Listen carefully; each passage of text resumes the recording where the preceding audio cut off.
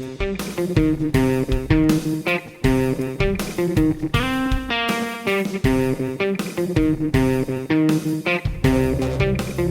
what's up, everybody? Coach Carroll here. Welcome to another episode of the Sales Factory. Today, I have my man with me, Ethan Adams. This guy's a straight hustler, born and raised right here in Louisville, Kentucky. Went to St. X, graduated in 2016, and much like myself, went straight into the world of hustling. So decided to pursue his career in real estate. You know, he's one of those go-getters. We've met a couple times in person, follow each other on social, and it's like, I talk about this all the time, is like the hustle recognizes the hustle, man. And like when somebody's out there doing their thing, it's easy to tell who's really about the mojo and who's just kind of flaunting it, if you will, and not really about the work. So Ethan, man, thanks and welcome for being on the Sales Factory.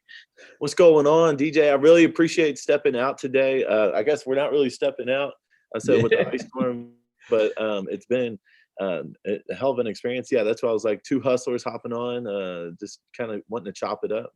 That's right, man. That's right. Yeah. You know, it's going to be good stuff. And, you know, everybody that's listening, or if you're watching over on the YouTube channel, make sure you give it a thumbs up. If you haven't left a review, please go do so. So, Ethan, let's just hop right into it, man. Graduated St. X 2016, soon after started in real estate. You know, I'm always curious, people that get into real estate, you know, what made them do that? So what is it that made you want to like go out on your own? And to me, like I consider a real estate agent an entrepreneur, right? You're building your own little book of business. And, you know, what is it that made you want to get into the real estate game?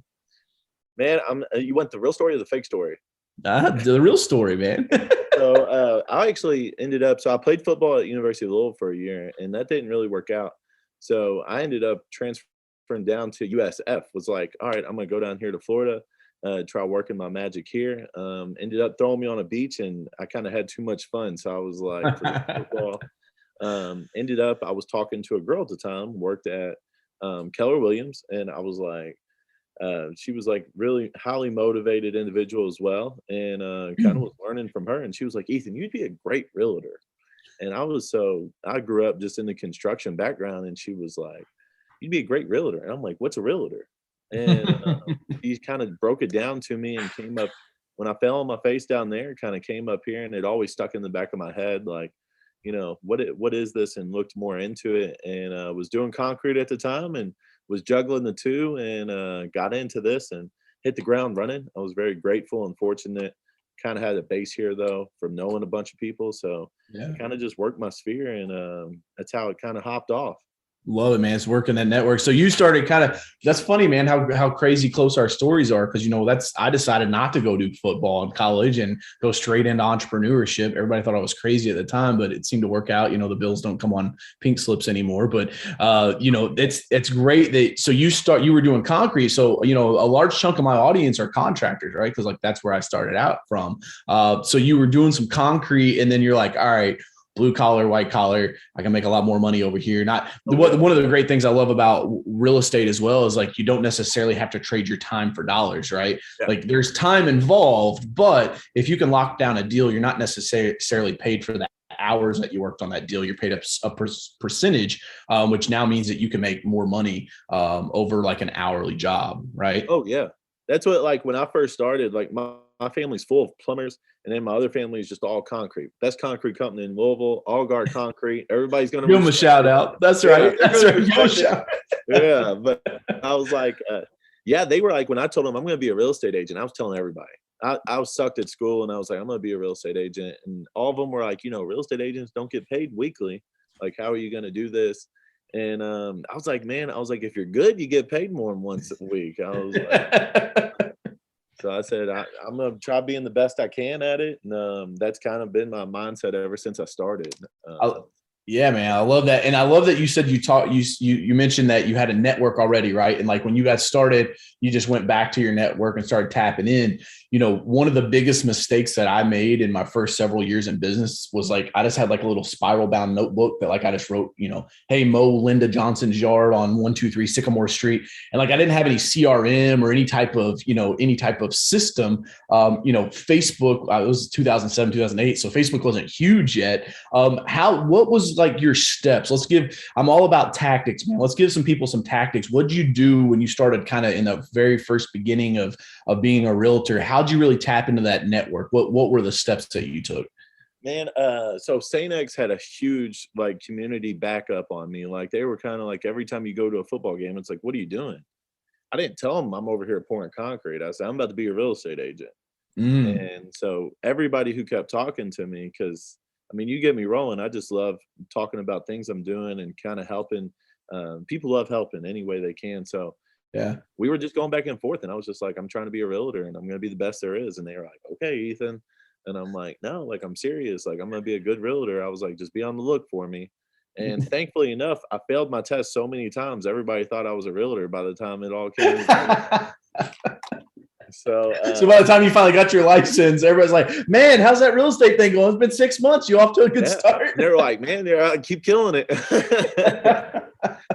And that's what, so I did the videos. That's kind of what really ticked it off. Like every time I was to learn something, I was very big on knowledge. And like my first year, like I was like, I got to know everything. I got to make sure I have money to pay taxes. Those were my big things. And every time I learned something new, I always posted it just off my iPhone and posted on the social media, and nobody really cared. And then started making money and was like, all right, now I need a MacBook. I need to make my own videos. And then after I found out I sucked at making MacBook videos, I was like, all right, I need to hire somebody. And kind of did my own flow. Like I always preach being very authentic. I feel like when some people get started, like they stop with their authentic or often whatever. I'm very authenticity. Yeah, authenticity. There we go. There's the word. And like I'm very authentic, and that was one thing I just kept preaching. Like I'm gonna show people what I do, and if you like it, great. But if not, we're gonna keep on going. And I was fortunate enough on my videos, I just be Ethan and trust house sells itself. But bringing people new information every day and trying to teach people and help people, that's been like my big success story, I'd say. That's cool. I'm always willing to help people. That was the biggest thing. Like it's not about the paycheck. And not afraid to tell people about what you're doing, right? Like I see that a lot of times with entrepreneurs. Like, listen, man, timid salespeople have skinny kids. Like you can't be afraid to tell people what you're doing, what your hustle is, how you might be able to help them. And I love you took it a step further, man. You pulled out the phone and made the little selfie video that, and I tell you, if you go look at the beginning videos I made on my YouTube channel, they're shit. If we go look at your first couple of videos, they're shit. Everybody's first videos are shit, right? But it's having the courage to take that out and the audacity to just keep pushing. That's such a big piece of success. I think you got to believe in yourself when nobody else does, right? So like when you're telling people, hey man, I'm going to be the best real estate agent there is. I'm going to be this awesome realtor. And like, yeah, I bet you are, man. You kept believing. You didn't let that creep in and go, well, maybe they're right. Or after you failed your test 2 or 3 times, you didn't go, man, I don't know. Maybe this ain't for me. It's like, no, I know this is for me. These are just other hurdles I got to overcome to get to that level. That's so important, man, for entrepreneurs and salespeople in general to remember that when the going gets tough, man, the tough get going. You gotta pick yourself up and keep pushing. And so like you told people that, right? And so like that's where that self-belief is obviously there, but then also not being afraid to speak it from the mountaintops. Like I think that, that Cardone's probably one of the best guys at this, right? Love him or hate him. Sometimes I'm like, he rubs me the wrong way, but like the dude is not afraid to be loud. Sometimes that makes him look like a complete jackass, but he doesn't care. He kind of takes that in stride. And I love to hear that you're like, nobody cared about my videos, but I kept putting them out. I learned stuff. I make videos about it. Because, a lot of my clients are insurance agents. And I tell them, like, do you know how many questions people have about insurance that you just think are second knowledge? Same thing for real estate agents. If there's agents that are watching us now, you all have so much knowledge that you kind of forget what the common person doesn't know, right? Like we don't know what we don't know. Like, are you allowed do you leave the ceiling fans or do you take the ceiling fans with you when you move? Hey, it's Ethan Adams and today's video, I'm going to talk. And then it's like 4 minutes of fucking talking about if you leave your ceiling fan or not, but now you got a piece of content. Exactly. Sometimes I just did stuff for the content. That was the big thing. See, exactly, man. So content. It's it. And like we live in this world, I tell all my clients, like there's no such thing as making too much content. Like you can't be in people's feed too often. I mean, the average American spends 4.5 to 5 hours a day on their mobile device. Like they need content to look at. So you started making content, you started tapping your network. Let's talk about like your first deal. That's what I'm really interested in, like your first transaction. Talk to us a little bit about that. Give us the ins and outs on your first deal you closed. So it was somebody in my sphere of influence. I was reaching out to him and was like, man, I said, that was one thing I felt like a lot of people didn't do in the real estate world was being afraid to ask for business. Yeah. So like, even like when people would ask me like, hey, like, I don't need to sell my house. I was like, well, who Like, I was like, you got somebody who you recommend? And they're like, yeah, my cousin Jim or something. Well, I'm like, all right, well, I can't beat Jim out on that one. On to the next. And was just asking friends and family. And it was one of my like associates through a group. And he ended up, hey, I want to sell my house. Do you think I can make some money? I was like, well, let me see how it can work. And went through the presentation side of things where I had a mentor, Joe Sims. He ended up kind of showing me the very professional way to do it.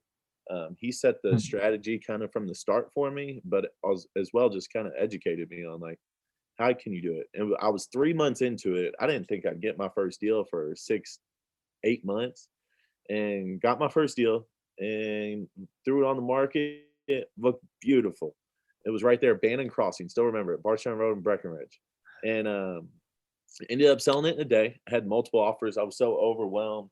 It was when the market was still like in the beginning stages of getting hot.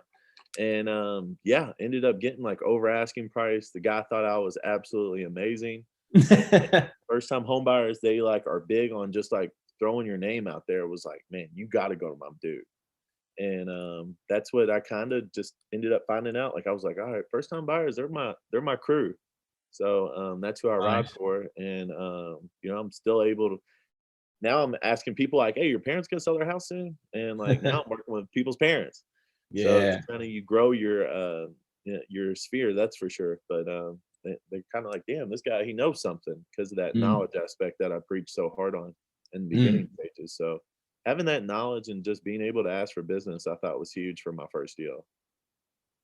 Love it, man. I love it. What's one thing you would have changed about how you did the first deal? Oh, how quickly I accepted the offer. I said, damn, I should have let it go a little bit and kind of work it. Because now you get so excited, like real estate agents, they'll see a couple deals fly through and you're getting, 5, 10, 20,000 over. How are you supposed to talk that seller out of, wow, that's too good, we can't beat it. Staying patient. And that was another thing, like getting in the real estate world and even the entrepreneurial side of it. Because now I got my holds now that I'm starting with, my flips and the Airbnb, and I'm like, damn, like you got to be patient. And that's the key thing I say in real estate is just being patient. Yeah, that's always. I've always thought to myself, like, if a house sells on the first day, they didn't ask enough for it. Like, because it's just everybody tells me that. We should have just went ahead more. I said, I don't even know how to price anything anymore. I'll tell you, man, it's crazy. I've got some other friends that are realtors as well, and it's like, they're seeing inspectors come through on homes, and they're like, yeah, it's fine, go ahead, and it's like, dude, the basement wall's leaking. You're not gonna. It's a $20,000. I don't want to kill the deal. I don't want to go back. No, it's a $400,000 house. Go ahead, leaky basement and all. It's indoor swimming pool. So it's my anxiety's through the roof. I get it, man. I get it. Well, that's cool, man. That's great to hear that. You worked in your center of influence. Like that's such a big piece to it, man. It's building that network. And I always tell like Easy Pro, which is my power washing and window cleaning company. We've got over 6,000 customers in our database now. And it's like, it's so simple for me to like send an email or a text message blast or a ringless voicemail and just boom, the phones light up, people calling, they won't work. Right. And it's like making sure that you build that book of business out the gate, man, because here's the thing too, is like where I messed up was like, I didn't start building that book of business until like I got busy and I'm like, I can't keep track of shit anymore. Right now I need a CRM versus like in your beginning years, that's when you can spend the most time with your customers. That's when you can make them feel the most special. That's like when you can go above and beyond. Like those first 100 people that you interact with, Like those are the easiest ones to make a lifelong relationship with. But I think a lot of times they don't do that. They don't keep that database. And so that's cool, man, that you're able to work inside there. Let's keep moving now. So how many real estate transactions do you know off the top of your head? How many have you done since being licensed? Yeah, I did 78 this year. So okay. Perfect. 78 last year. Yeah, it was like 60, 2020. And then what was that? I did like another 30. So I'm like, over 100 deals, almost 200 deals first 3 years. So you definitely getting paid more than once a week. So that's good. Yeah, that's what I said. I got paid once a week at least. Right. Yeah. That's cool, man. So let's talk about like some of the hurdles, because I know that you're like making videos and things like that around branding, because there's a million real estate agents out there, just like with contractors. There's a million concrete companies, there's a million power washing businesses, there's a million insurance agents. When you look at brand, how important is that to you, and like what do you do with your brand? Man, like my brand this past year is the first time I experienced it where people really do, like everybody preached video in the beginning and relationships, but then I found out like when I was producing these videos and people kept seeing like this guy is not really that fake like car salesman, like they kind of felt like they knew me. So like I go out in public and people come up, hey, you're Ethan Adams. And like Louisville's a small town, and it was like it's a small big town, and it was just like people are like every time you talk about real estate, like my videos kind of branded me like this guy's doing some like different stuff. So now everybody did start knowing who I was, which was cool. It was great. And then capitalizing on those conversations were the big things, because it's like you can't like they can't be like hey, you're Ethan, and then like you're just like, yep, all right, see ya. Yeah, thanks. Nice to meet you. Back to eat your pasta. Like you got to be like, yeah. So it was you watching my videos because you're thinking about buying or selling? Which part of the market are you in? Like, and that's important, man. People love talking about real estate, so taking those seconds out of the day, and like even though like my girlfriend hates me because like I'll be out in public and people will come up and want to talk real estate, and I do like I value that because I appreciate just people supporting me, and I'm just like have a quick conversation with them, have that 5 to 10 minute conversation, make an indention, that first impression on them when they do see you out in public. And they kind of are like, damn, this guy really is authentic, and he's just trying to help people, and he's very passionate about what he does. And that's what I'm trying to push through my brand is being authentic, being passionate, and trying to help people. So I think my business is revolved around that, and that's kind of where it keeps growing. Now just surging it and reaching more people is the big thing I'm dealing with. Yeah, I noticed one of your videos the other day, you like had showed a house, and you're talking about how like the house was outside the HOA, but the garage was across the street or something, like, just talking about those types of things. That's like, to me, I don't know why more agents, when they're starting out, why they don't go hit open houses. Because you could take this thing, bro. You want $1 million house as a listing? You got it. All you got to do is show up on Sunday. Hey, Linda, my name's DJ. I'm a local agent. You mind if I shoot some videos for my clients? No problem. Hey, we're here at 123 Main Street. List price $1.2 million. Let's go inside, check it out. Like, you got that $1.2 million listing now. As far as the internet's concerned, they don't know the difference. Yeah, people ask me to take videos of their listings because now they've gotten that good where they were just like you can. I was like, can I do it? And people are like, you got people who are just stuck in their old ways. Like that again, I'll revert back to Gary Vee, was like, do stuff for free. Like I'd pay for the marketing, but I had $1 million listing technically to the social world. Yep. Shit, dude, Ethan's doing it big. Exactly. And that perception is reality, right? Like that's, that one of the things we're doing this year that kind of like clicked for me last year. We had our full-time creative director with Andy, and when we do what we call our marquee projects, right? So like when we did the Cincinnati soccer stadium, which was a 6-figure power washing project, like we come in, shoot drone footage, like we make a marquee project out of it.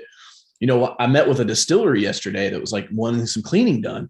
I'm going to go back to them and be like, okay, well, here's your quote for the cleaning, but oh, by the way, we're going to make this marketing video for you as well for free. Like I wasn't using that on the front side. I'm like, I'm going to make it. I know it's going to happen. Let me just put that on the table as something for free. And now it adds more value to the deal. I think it's a big part of entrepreneurship, man. The more skillful you are with being able to see those like free value adds you can put on the table for people, man, it just takes you so much further in the life cycle of that business dealing. Yeah, like, I did a video, so, like, this is when it really hit me, like, okay, these videos are just more than just marketing for me. Like, I go and do a video for somebody who built their house from the ground up. He was, like, 75, 76 years old, so he had some years in this house. Literally, the guy has a condo in Florida and would watch a security camera just to see his property sometimes. And he told me that. I was like, when I do this listing video, you can literally watch your house and go back and see it and show your grandkids forever. And he just started crying on me and was just like, man, that's awesome. Wow. And he's Wow. like, I really appreciate that. And I really did try showcasing his property as well as I could. And he was Yeah. just blown away with it. So I was like, ever since then, people request Harley to come in and they're like, can Harley do a video? And I'm like, hey, I'm the real estate agent. I'm a dog. But those are the meaningful impacts where it's like, okay, like let's make this as cool as we can. Yeah, It man. helps me stand out, and it's like the seller goes off and they show off, hey, look what my agent did. Mhm. Mhm. Those are those free video ads where it's like, damn, I got paid, the same percent, and he didn't do no damn video like that. Exactly. Deliver over delivering on that value, man. Yeah. Absolutely. Cool, man. Well, let's go. I want to talk a little bit about like knowledge. You mentioned education and knowledge and education are super important. I actually have up on my wall. I have that, imagination is more important than education, because I truly believe like you can have knowledge, but if you can't think outside the box and use your imagination, then your ability to problem solve would be limited only to the technicality of the information that you have. Tell me some like books or some programs, mentors. Like, this is kind of your chance to tell my audience, like, hey, listen, this is the book or this is the thing that really was like, eye-opening, right? Like, what is it that you can share with my audience, as far as like a knowledge or an education side? So when I was getting into it, and people were like, it was like my first year in, and they asked me about Rich Dad Poor Dad, and they were like, "You haven't read that?" Oh They were like, yeah. they're like thought it was disrespectful. I was a real estate agent. I didn't read that. So I was ended up reading that, kind of went into that mindset then. And then as well started doing some Grant Cardone and different social figures that I found interesting. Even Mm, some of the $1 million listing people, like, what are they doing? yeah. Um, the motivation side of things, because I think a lot of this is all mindset stuff. There's been blueprints that have been set and still work to this day. I do a lot of new school and old school. Mm, And that's listening to these new social powers on seeing what they're doing.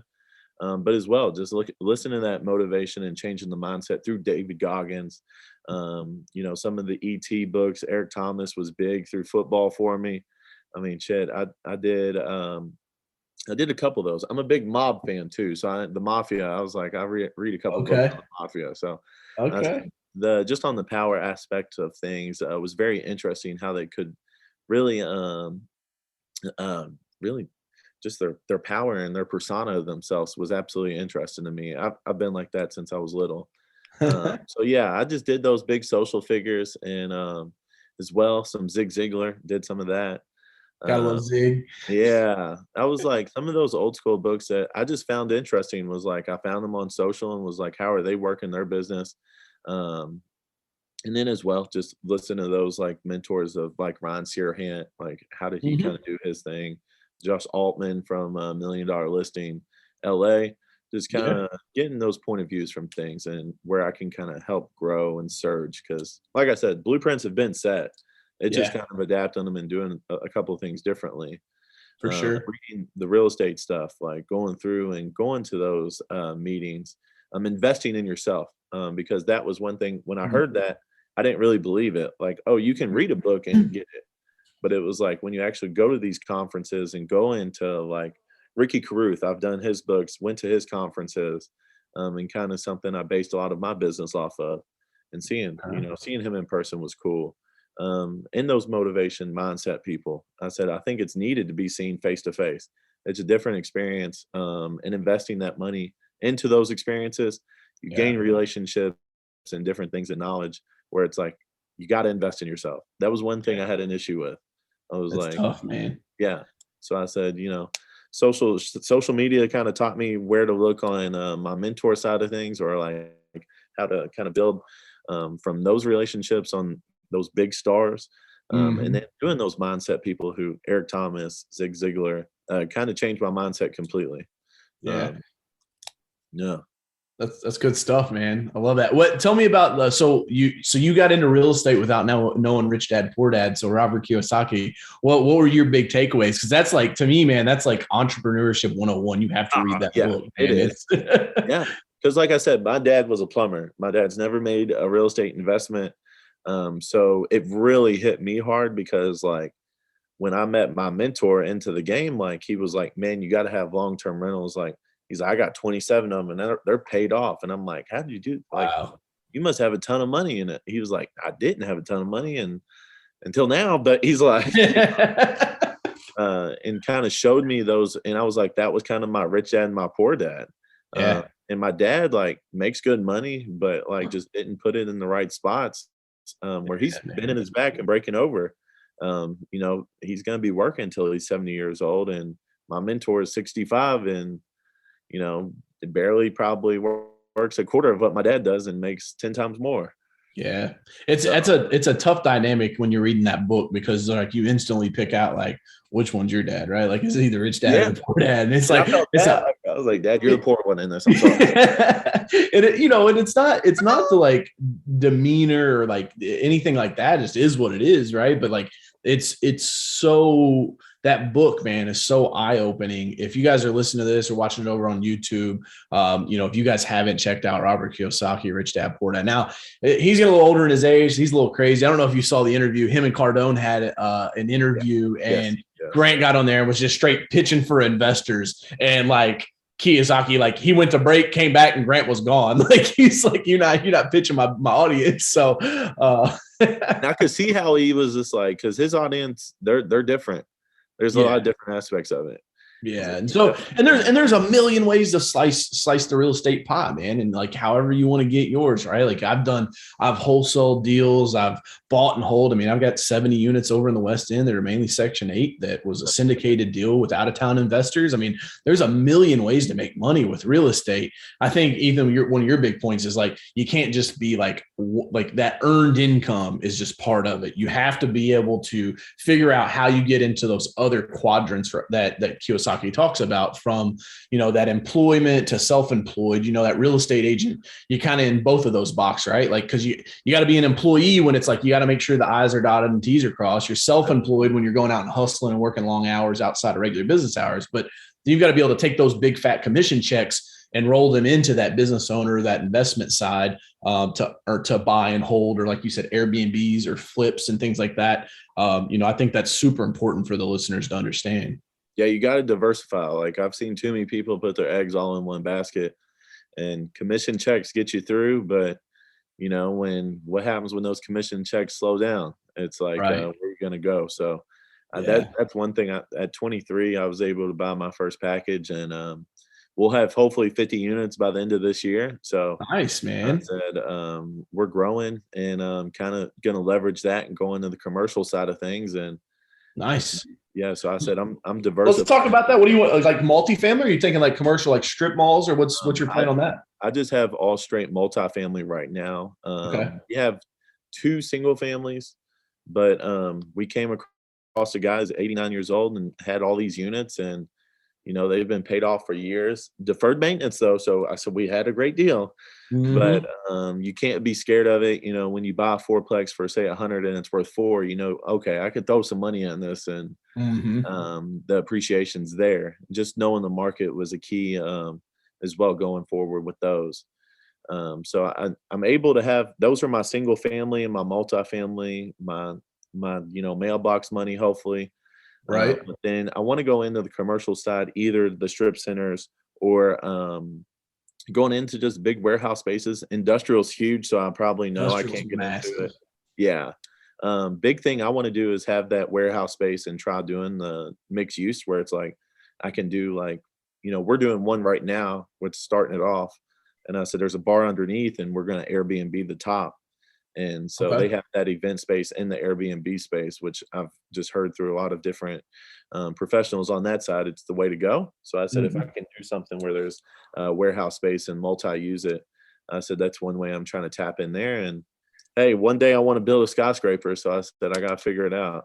Love that, man. Love that. Yeah, you only about 150, 200 million bucks. You'd be Yeah, good to yeah. go, right? We'll get there one day. I said it's on the You bottom of know, the goal sheet, but it's there. that's right. You know, Jimmy Bolin is a member down at the Pendennis Club, where I'm a member at, and the dude's like 81, 82 years old. The guy's been a builder since the 60s. Like the guy's just real estate through and Oh through. yeah. And you probably know his sons. They're That's still why I know big. I know the last name. I Yeah. was like, Yeah. So Will is one of his sons, and the other guy's name's escaping me right now. But you know, when I was talking to Jimmy B, he this is the kind of tapping back into that mentor side. You know, we're sitting at the round table, and I was like, man, I really need to like get with you, Jimmy. I want to build some spec houses. I just don't know the first thing about building anything, right? Like I need to learn that. He said, well, hold on a second. He reaches back in his pocket, pulls his wallet out, opens it up. He said, I've been carrying this thing around with me since the 70s. And he pulls out this old piece of paper, and on it, it's handwritten. I took a picture of it. I'm gonna see if I can post it up here on the camera. And it was like the formula for breaking down the real estate. So of course I had to have my old fashioned. I was at the Pendennis no Club, but way. yeah. So this is like from the 70s. So it says sell price is 100%, land price is 20% of the purchase price, hard cost are 50%, interest carrying cost are 3.5%. Financing expenses are 4, marketing expenses are 6, and then looks like government and admin are 4.5, which leaves you with a 12% profit margin. Yeah. And I'm like, dude, that's huge. Like that's the blue. Like, okay, now I know what my numbers need to be. Like, Yeah, there you go. Once you have that formula, you can reverse. Like, if I buy $100,000 lot, now I know what the house has to be to make all that shit work, right? So it's like it's so important, man. Learning this information, whether it be Robert Kiyosaki, whether it be some old guy at a round table that's been in the game for decades, like it's so important to do that. And that's one of the things I think COVID has just absolutely crushed any entrepreneurs that have tried to start in like the last 36 months, because you've lost all that networking ability, which is such a huge piece of business. How have you kind of managed to weather the storm, man, over the past, 2 years that we've lost of our lives of, just crazy shit? How has your game plan kind of changed? Because what's going to be cool, Ethan, is when you and I are 80 years old, we'll be able to look back at this video and be like, damn, you remember that COVID pandemic bullshit? What have you done over the last couple of years? What adjustments have you had to make in your business? And so Brian Buffini was a guy you look into kind of early. That's what I was rolled into immediately when I started real estate. And he always preached about the relationship side of things, working your sphere and working those A+ clients. So my A+ clients are going to be good for 2 transactions at least a year. My A's are about 1, and my B's are somebody who would just recommend me. Okay. So let me stop you. Let me stop you right there, because that was a nugget in itself, right? Like I tell people all the time, all clients are not the same. Like, and so you just said that you kind of have 3 categories of clients. Your top shelf are the dudes that are going to do 2 deals with you a year. Your next level is the once a year deals. And then the other ones are the ones that are just going to talk about you maybe once every 5 years or something, right? When they want to move or transact, or more like a referral base than anything. So that was a huge one, man. Go ahead. Sorry. That was a big piece. I do. I even have like my seed clients who I keep in my CRM, but I'm like, all right, like these are people I kind of need to work on my relationship with. Like, it's like we went to high school together, but like we haven't caught a beer. Like, and it's like those are the people where you don't put as much time into them, but like your A+ clients, like I'm inviting my A+ clients to lunch. I'm inviting them to client appreciation always. We'll have 2 to 3 events a year. So I touch them that many times a year just on my client appreciation. And in that, I'm inviting my A's and some B's. I said I'm still trying to gain a little bit more capital, because like I said, like we'll do one at Churchill Downs this year is the plan. Nice. Invite them out and kind of sit in Millionaires Row. I'm teaming up with somebody, and they're like, we can make sure yours get in there too. So my mentor.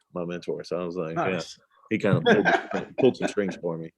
But yeah, like doing different things where you show that appreciation and, calling them, just checking in. I tried touching my A's, B's probably 10 to 12 times a year. And that's what I was big on. 3 of those are going to be client appreciation, and just those other 9, I'd say, is just checking in with them. sending them a card, maybe just sending them a $5 gift card to Starbucks.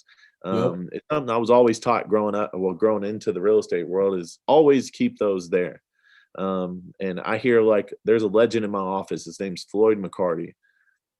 Literally, he has 50 units now, and they're damn near all paid off. He's a legend Wow. here, and like he does a lot of these relocation companies, and he was like, a lot of those clients, he was said they were given to me, but I never kept following up.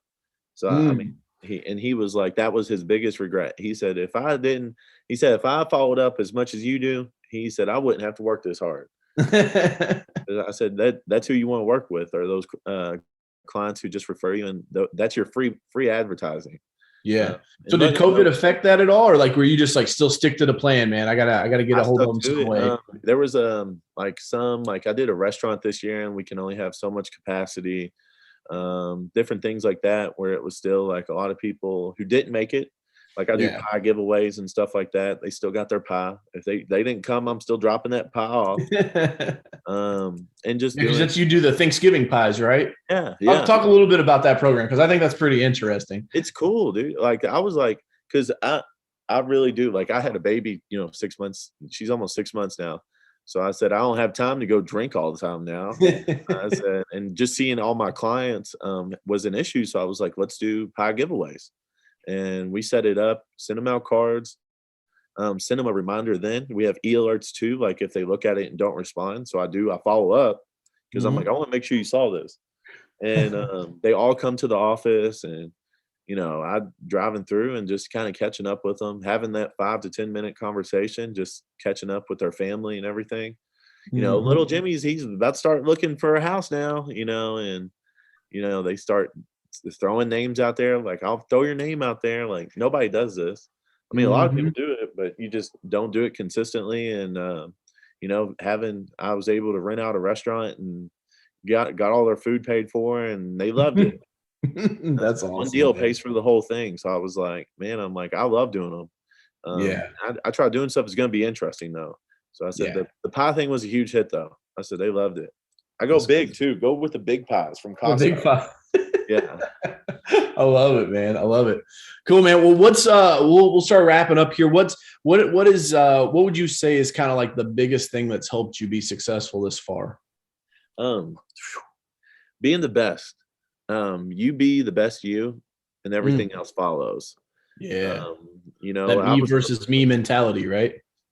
100%. Like I don't worry about anything but being the best. Like if I'm the best real estate agent, I'm gonna, have that contract in line. I'm gonna do a smooth closing. If I'm doing my job every day, I'm gonna follow up with them. And that's just being a part of being the best.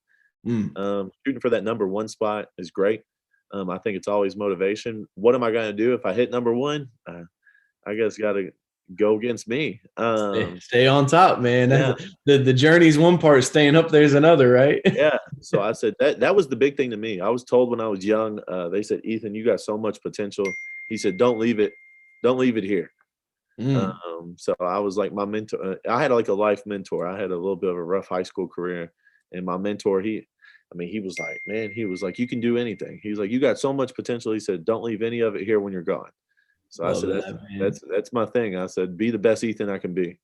That's cool. That's cool. So that's you guys heard, man. You got to be the best you can be. That's why I love that me versus me, man. It's like the only person you're competing against is who you were yesterday, who you were this time last year, who you were last quarter. Right. Just that incremental progress. That stuff adds up, man. It's like I can't believe I'm going on 15 years of being an entrepreneur now. Like I still feel like I've been 5, but it's like those incremental increases. When you stack those up, it's like compounding interest, like Warren Buffett talks about. Like there's no greater power than compounding interest. And it's so incredibly powerful. What's one we talked about Robert Kiyosaki, but is there a current book that you're reading right now? Man, it's Think Big, The Magic of Okay. Thinking Big. Okay. I Yep. don't know who the author is on it. It's at my house right now. I said, and yeah, I've been doing that, just narrowing it down. I used to be terrible at reading, so I said, I'm a little slow, but I said I've been reading as much as I can. David Schwartz, The Magic of Thinking Big. So if you Yeah, guys are listening, you go check that out. Yeah, man, I love that. And then any last thoughts before we wrap up? I know we were going to do this in person, so if you guys are watching on YouTube or if you're listening on the podcast, Ethan and we've been talking for months, man, about getting together. So we got this ginormous ice storm that's coming through. It looks like it's finally starting to stick to the trees a little bit now, but it's unfortunate we couldn't get together in person, but we'll definitely do it soon. What's something you want to leave the audience with, man? Man, you looking to buy, sell, invest, anything? I don't pitch, my man. You got to call me. I'm the best in the city. I love it. Hey, it would a perfect ending to the sales factory, right? You got to end with a pitch. So, man. You got to end with the pitch. Come on, man. I love it. Ethan, how can people find you if they want to follow you online, check out those real estate videos and learn a little bit more about it? Instagram, eadams97 or _ realtor, or call me directly. I pick up every single phone call. You can test it for yourself. 502-558-8193. Love it, man. So I said, just don't even email me, just call me. I'm with you, bro. I'm to the point now where it's like I don't even want to schedule calls anymore. Like, just give me a big list. I'm just gonna run through them. Like, that's what I said. I was like, nobody likes calling. I said I can knock this out a lot quicker. Exactly, man. Well, hey, we appreciate you coming on the Sales Factory, guys. If you're watching this, if you liked it, give it a big thumbs up. Leave us a comment if you're watching on YouTube. I'm sure Ethan and I will hop in and chat it up with you guys in the comments section. If you're watching on any of the other social media platforms, make sure you hit the share button. Get this information out to help other people. And as always, here in the Sales Factory, it's all about helping you get to the money quicker. I'm Coach Carroll. Here's to your success. Until next time, guys. See ya.